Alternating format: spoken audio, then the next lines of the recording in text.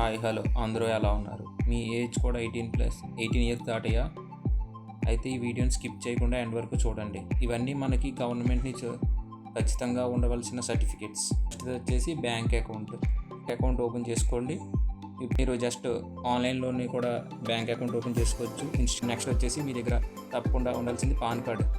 మీకు వచ్చే salary income అయినా, ఏమైనా అదర్ సోర్స్ ఆఫ్ ఇన్కమ్ అయినా, మీ బ్యాంక్ ట్రాన్సాక్షన్స్, మీరు ఏమైనా లోన్స్ అవి తీసుకోవాలనుకున్నా, మీకు మీ ఫైనాన్షియల్ డేటా అంతా మీకు స్టోర్ అవుతుంది. మీకు తప్పకుండా ఉండాల్సిందే పాన్ కార్డ్ అనేది.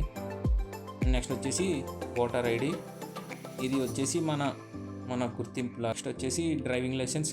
మీరు ఇప్పటి వరకు డ్రైవింగ్ లైసెన్స్ లేకుండా డ్రైవ్ చేస్తుంటే వెహికల్ని కామెంట్ చేయండి ఎంతమంది అలా చేశారో హైవే మీద, అండ్ తప్పకుండా తీసుకోండి. మీకు ఎల్ఎల్ఆర్ అది కూడా కొన్ని సిటీస్లోని ఆన్లైన్లో అయిపోద్ది. లేదంటే మీరు స్లాట్ బుక్ చేసుకొని నియరెస్ట్ ఆర్టీఓ ఆఫీస్కి వెళ్ళి ఎగ్జామ్ రాయండి. ఎల్ఎల్ఆర్ అయిన 1 మంత్ తర్వాత మీకు మెయిన్ డ్రైవింగ్ లైసెన్స్ ఎగ్జామ్ ఉంటుంది. అది క్వాలిఫై అయిపోతే మీకు డ్రైవింగ్ లైసెన్స్ వస్తుంది. అప్పుడు మీరు నీట్గా ధైర్యగలరు. నెక్స్ట్ వచ్చేసి పాస్పోర్ట్. ఇది మీకు చాలా యూస్ఫుల్. మీరు ఏమైనా ఫారెన్ అది వెళ్ళి జాబ్ చేయాలనుకుంటే అప్పటికప్పుడు మీరు పాస్పోర్ట్ అవి చేసుకోవాలంటే ఇబ్బంది అవుతుంది. ఆ టెన్షన్ ఏది లేకుండా మీరు ముందుగా చేసి ఉంచుకుంటే మీకు ఏ ఇబ్బంది ఉండదు. అండ్ డీజీ లాకర్ కూడా.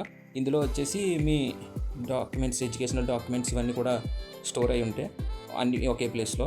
మీకు సంబంధించిన మెయిన్ డాక్యుమెంట్స్ అన్నీ ఈ డీజీ లాకర్ ఇవన్నీ కూడా గవర్నమెంట్ యాప్సే. వీటిలోని ఇవన్నీ కూడా నేను మన కామెంట్ సెక్షన్లో ఇస్తాను. ఎలా ఉంది కంటెంట్? ఇంట్రెస్టింగ్గా ఉందా? ఇంకా ఇలాంటి మంచి మంచి కంటెంట్ కావాలంటే మన ఛానల్ని లైక్ చేసి, షేర్ చేసి సపోర్ట్ చేయండి. కామెంట్లో మెన్షన్ చేయండి నెక్స్ట్ ఎలాంటి టాపిక్ చేయాలో. Thanks for watching.